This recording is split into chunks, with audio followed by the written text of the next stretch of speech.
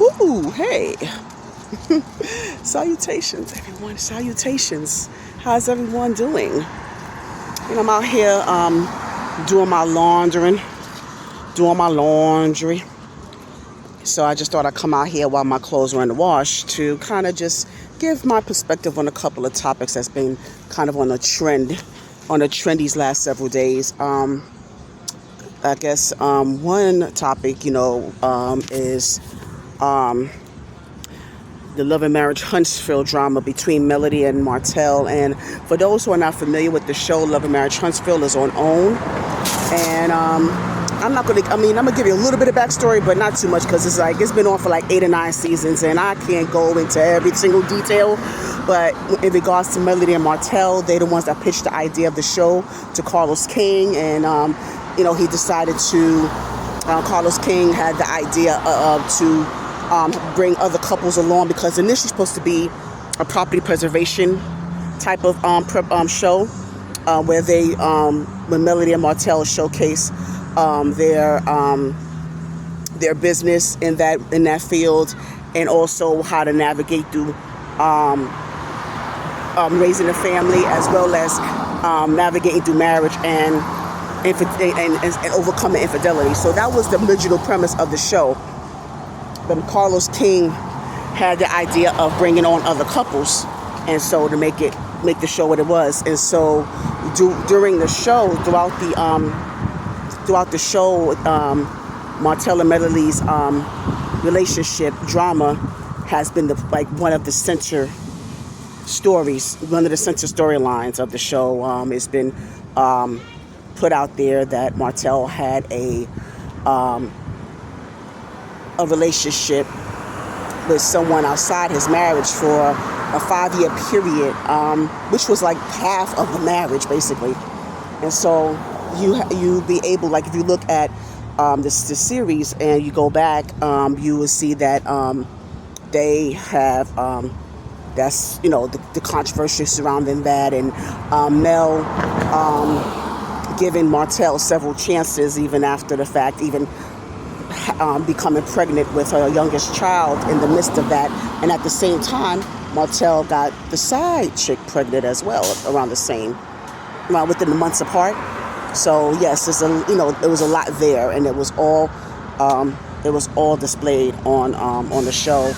And also not only Martell's infidelity, but you also had to see a side of Martell that some people refuse to latch themselves to, because they think he's such a good guy, that he's misunderstood. But I think we all, most of us collectively, can see that Martell is a narcissistic a-hole, big time. And I'm putting it very politely, okay?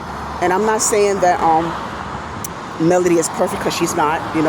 She's had many side-eyeable moments in some of the seasons of the show, and they had some back and forth, especially when she decided to divorce Martell and move on with her life. But that was, even though this was 5 years ago, they've been divorced for like almost 5 years now, but they still been back and forth in court, because Martell wanted to take her to court to get full custody of the children, and to me, I think that was the sole purpose of getting her attention, somehow.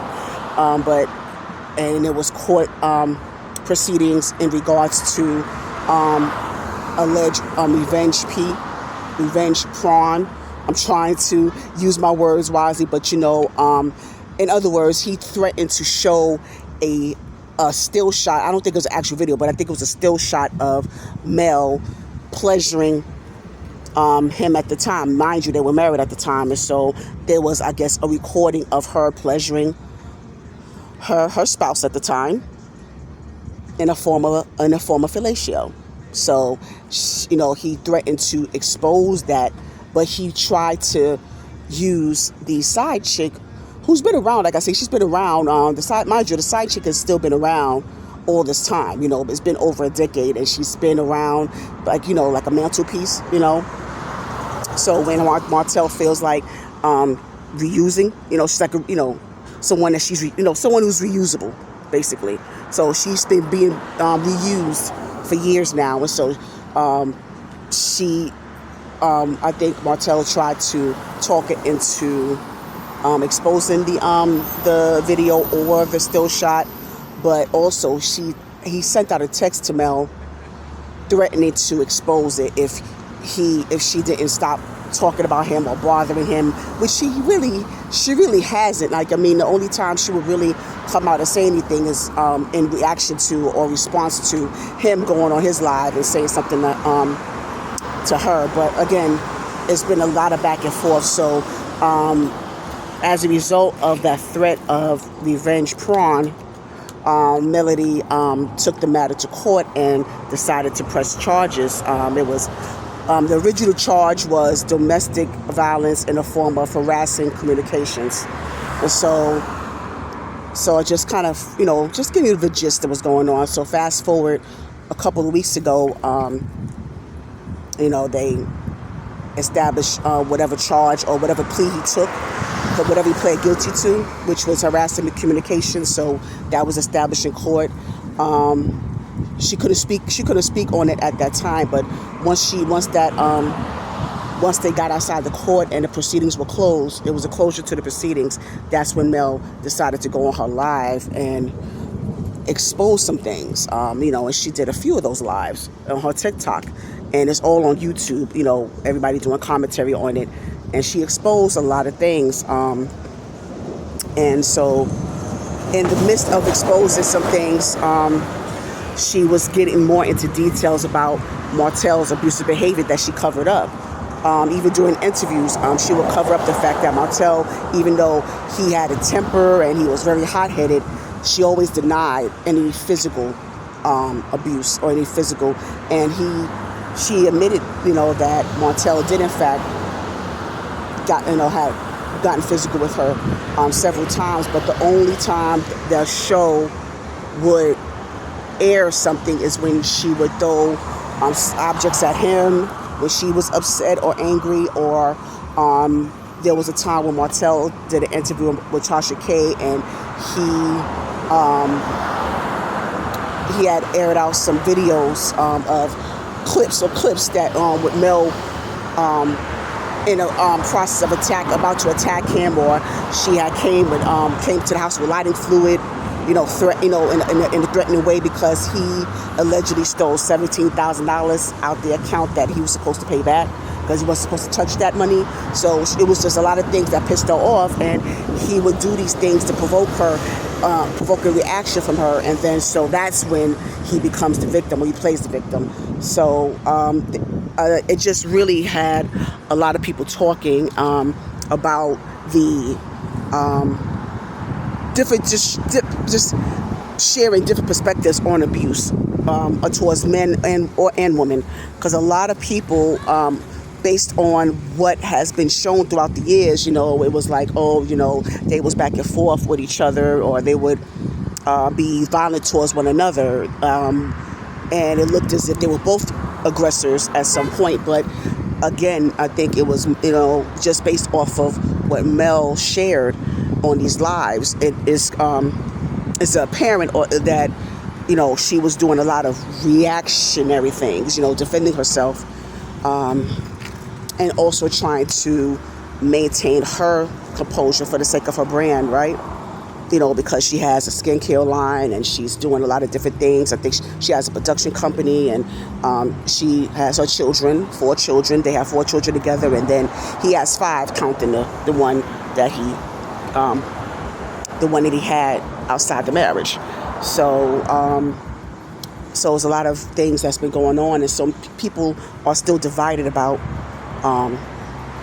the nature of abuse among them. So people are still divided, because some people feel that Melody tends to provoke. There's some people that feel like Martell needs to be held more accountable, and I do agree. And I know a lot of times that, it's so easy from the outside looking in to subconsciously victim blame.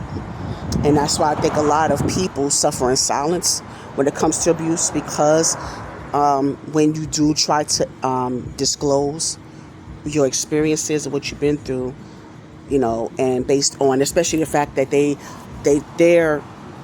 some of their lives have been displayed on TV and, on social media as well. So there's going to be a different type of response to what's going on there. So, I mean, I welcome your perspective. If you want to go into the comments, please do so about this, because I feel like there needs to be more accountability. I think that the legislature needs to do better when it comes to,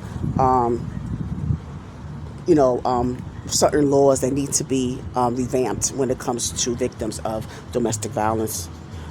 It's something that I don't think they still take as seriously, because and this really kind of segue into the disheartening that I feel of a lot of women lately who have been unalived by their abusers, because they were able to somehow, some way be able to finish what they started.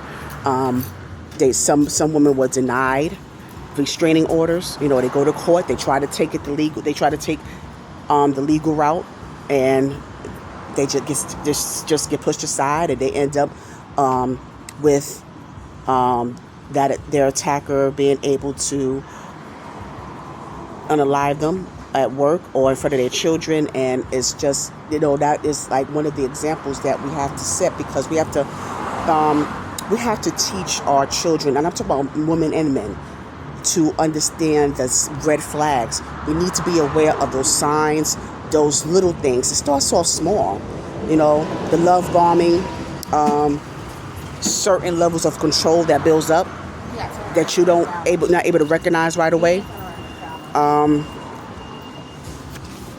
It's a lot of things, a lot of factors that we do need to have a conversation about and teach our children about, and stop encouraging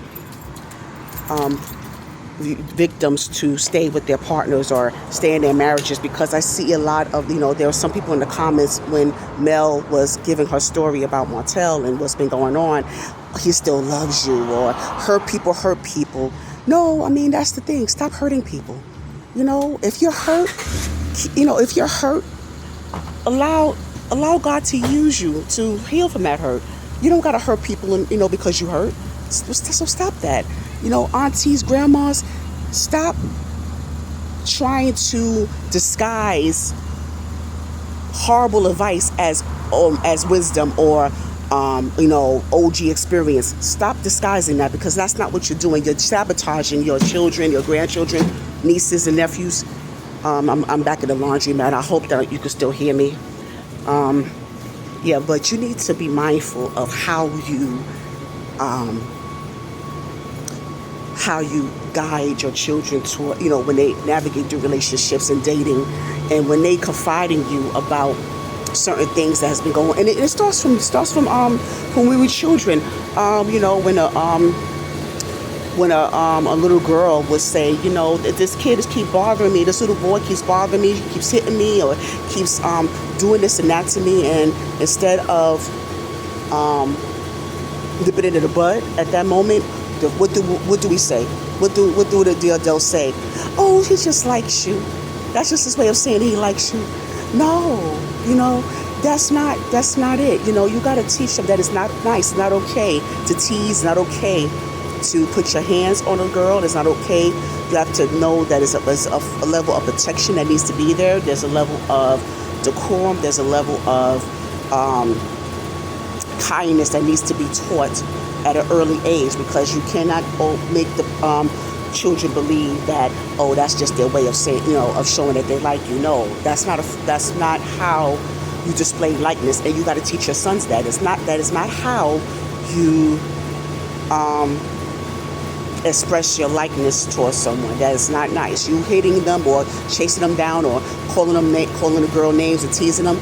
That's not likeness. That's very mean. That's not a form of likeness, And you have a lot of aggressive girls who grow up to be aggressive towards men. Oh, that's just my way of getting your attention, or that's just my way of showing you how much I really care. No.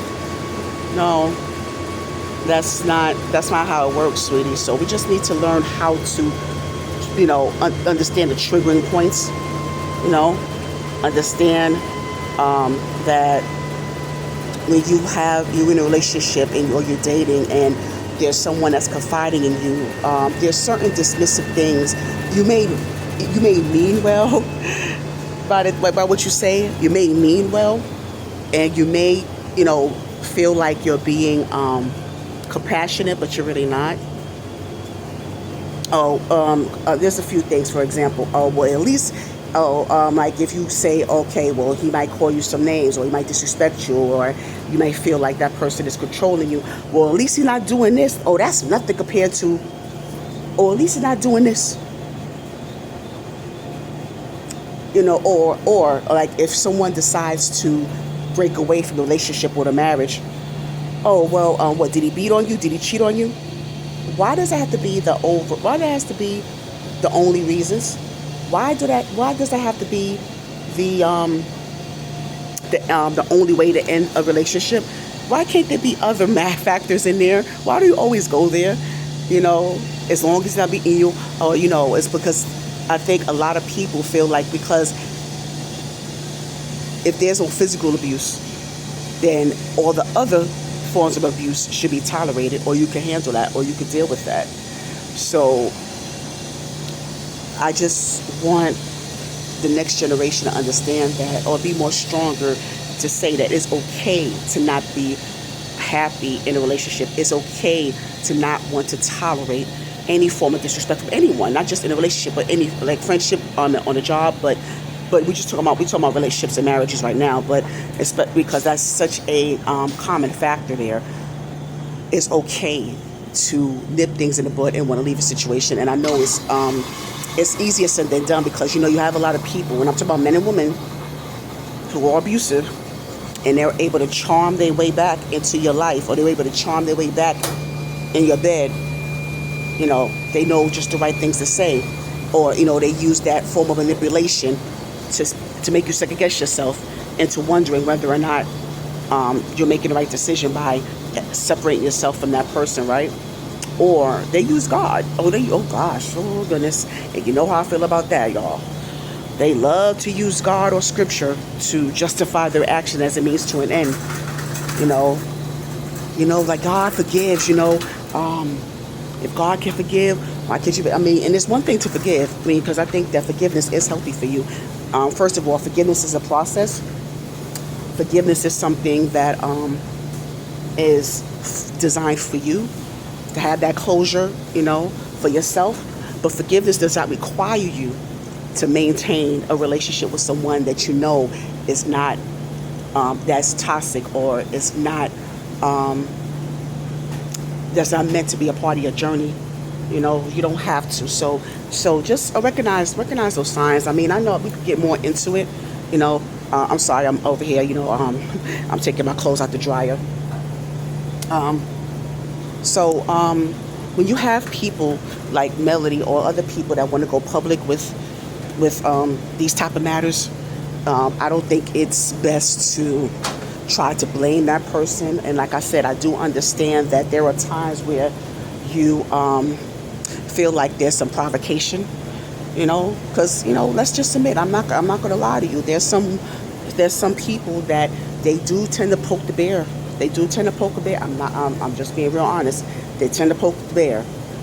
And so what happens when you poke the bear? Well, what happens when you antagonize someone? Things can happen where you don't want to, because I think that's why a lot of men don't want to come forward with their abuse as well, because they are ashamed even more. You think that the women are protected. You have a lot of men that are not protected either. The public doesn't receive them too well when they talk about abuse, especially from a woman, because they feel like, oh, you are strong, how can you, or even when, and it goes back to when we were younger, we are taught, boys are taught not to hit girls, right? They're taught you not to put your hands on a girl. But then when it comes to pass where a girl could get physically aggressive or physically attack a boy, what happens? They laugh. He gets laughed at. The kid gets laughed at. But you taught him not to hit a girl, so he's not trying to get too aggressive with the girl, and the girl ends up beating him up in school or whatever. And what happens? You either make fun of him, you laugh at him. Even some adults in the family, some parents or some adults in his family may say, oh, You know, you such a cry, you such a punk. You're soft. How can you let a girl beat you up? How can you be beat by a girl? You know, it starts there, right? You see where I'm going? It starts there. So I'm just saying, just be mindful of what you're what's being teached. I'm sorry, teach, Lord Jesus, taught. What's being taught to your children, because it manifests because men are starting not to take any more abuse or take any more of women attacking them. They're starting to attack back. They're hitting back. Men are hitting back because they have the right to defend themselves. It's just the same way how you see a lot of people on social media or people who do content, and you see a lot of men and women going back and forth, whether on TV or whether on social media. And the first thing a lot of women would say is, you should not, men should not be arguing back and forth with a woman. Why not? Oh, so a woman is supposed to be one-sided. A woman could say and curse at them and disrespect them and verbally attack them any way they want, and a man is not supposed to say anything. They're supposed to just allow it to happen. You know, is that what that's what we're saying, that a woman is allowed to speak their mind or come at a woman, come at a man any kind of way, and a man is not supposed to respond. You know, so we just got to be mindful of, if you are able to come out your mouth and, you know, provoke an argument, or you just decided to go back and forth with a man, and you want to curse them out or come at them crazy, you want to talk to them crazy, you can't say anything when the crazy is coming back to you. You can't play the woman card. Don't try to play that damsel in distress, because you started it. He finished it. You started it. So I'm just want to try to make sure that I'm giving a neutral perspective on this thing, because it goes both ways. But a lot of men don't speak on it because they're the ones that are being ridiculed. They're the ones that are being shamed. You know. So the same way you expect the protection for women, men need that protection as well. Men need that support as well. Okay, so I just wanted to kind of give my little perspective on that, and I hope that at some point that people like Mel, you know, could kind of get through this. You know, just continue to let God lead you, allow Him to order your steps, and not allow certain people to break you to the point where you feel like you're less than. Don't allow anyone to do that. But I just want the abuse to stop. I want that type of violence to stop. I want the unaliving to stop, because you're in your, you know, you got to work through your issues. I think that mental health needs to be more prevalent in these situations, you know. But like I said, that's a whole nother conversation. So that was you know, the whole Mel and Martell situation was a trending topic, especially on YouTube and on social media. And then what else? I know there has been some Kelly Price, this R&B singer Kelly Price has been trending because she had a lot to say about women mainly who was shading her or putting her coming at her for whatever for appearance at a show. I honestly didn't actually see what she had on or how she looked, you know, but a lot of women were coming for her appearance on a concert or a show that she recently did, and so she was coming for them, you know, and you know, she was just saying that y'all the most disrespectful people on the planet, and y'all need to stop. Just basically, verbatim saying that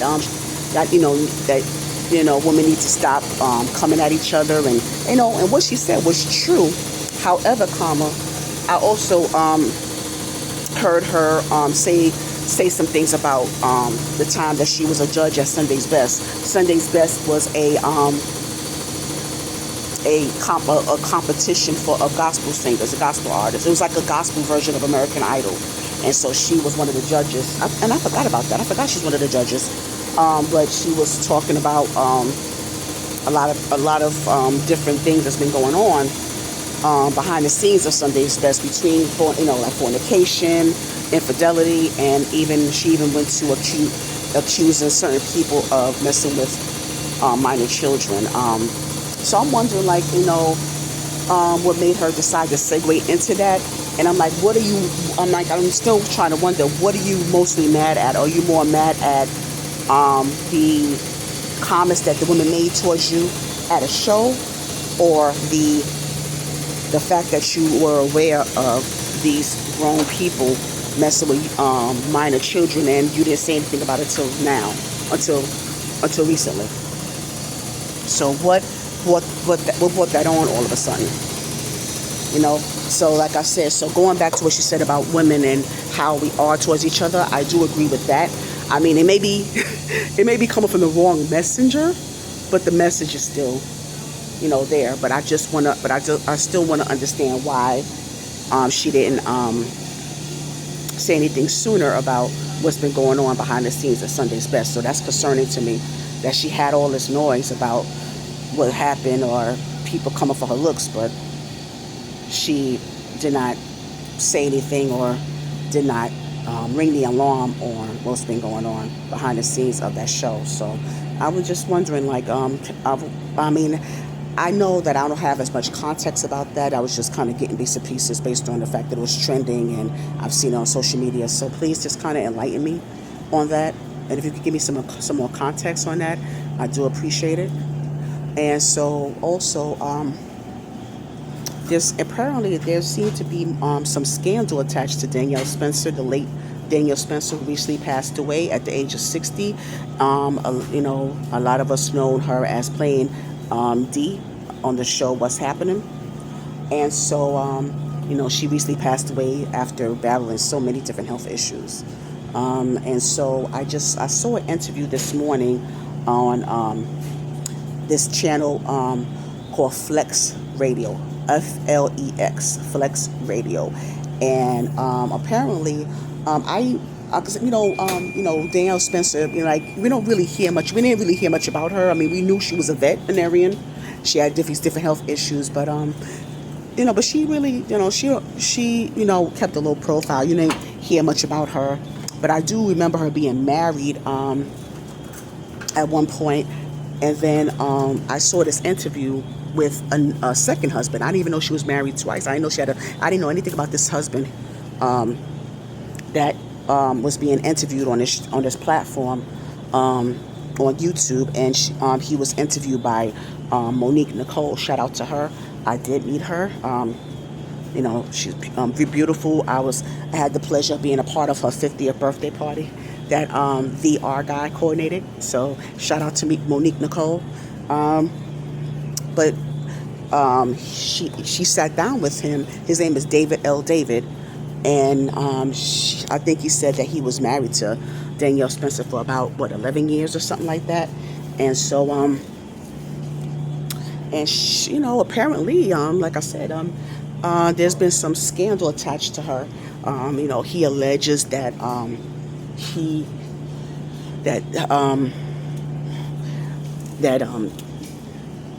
Danielle Spencer was a serial cheater, apparently. Like, she cheated on her first husband left and right. And even during the time that she was married to her first husband, she, like, as soon as she met the second husband, like, at the time they was like friends, at the time they known each other for some time, based on what he said, that that she wanted to, like, be intimate with him within a short time after meeting him. And I think this is still a time that she was still, like, illegally married to her first husband. And so he was just talking about how they met and how they got together. And he was also saying something about how he thought of her as a good friend, but he was not really in love with her like that. And but he felt like he can grow to love her, or something like that. But he was describing their relationship, their marriage, and how she cheated on him, and she she had, like, a lot of issues. Like, she had a lot of different like personality well, basically, he's basically saying that she had a lot of different personality traits that were not pleasant, basically. Even though, she said, he said that she was smart, beautiful, she remained resilient despite her health issues, and she remained strong in her faith and all that, but she wasn't, as sweet as pie, I guess. I mean, so he decided to come forth, and a lot of people in the comment section was like, well, why now all of a sudden you decide to come forward? She's passed on, she's not here to defend herself, which I understand that too. Like, why are you, speaking on this now? So that is kind of questionable. So if you I probably put the interview in my description box if you want to watch it. But yeah, I just thought I'd just share that, right? But like I said, I didn't know about this husband, and like I said, this is his side of the story. This is his truth. This is his experience, And I know, people might say that, he's bashing her in death, but people going to share their experiences. Like, I do wanted to try to get a better understanding as to why he decided to come forth with this information after her death, But I mean, it is what it is. He did do that. So those are just a few things that stood out, that stood out to me. So I might come back on again later on, because I want to focus on what I'm doing. I'm doing my laundry and putting my clothes in the dryer right now. So I'll come back on soon again. But I just wanted to say hey. While my clothes were in the dryer, my clothes were in the wash, I went to say hey and give you a little bit of conversation. So I hope that you enjoyed it. Please like my the video. Please comment and subscribe, all that good stuff.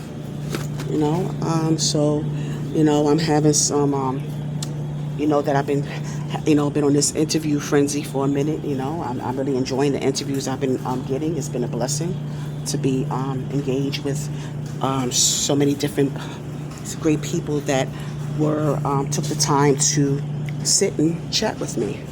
And so my next interview is going to be on this Saturday, on the 6th, with the recording artists and authors T and I. I'm going to be interviewing with them. And it's been a time change, because it originally supposed to be for 3 o'clock, but now it's at 6 p.m. on Saturday. So please make sure you keep that in mind. Make sure you check us out. Okay, so in the meantime, have a good one.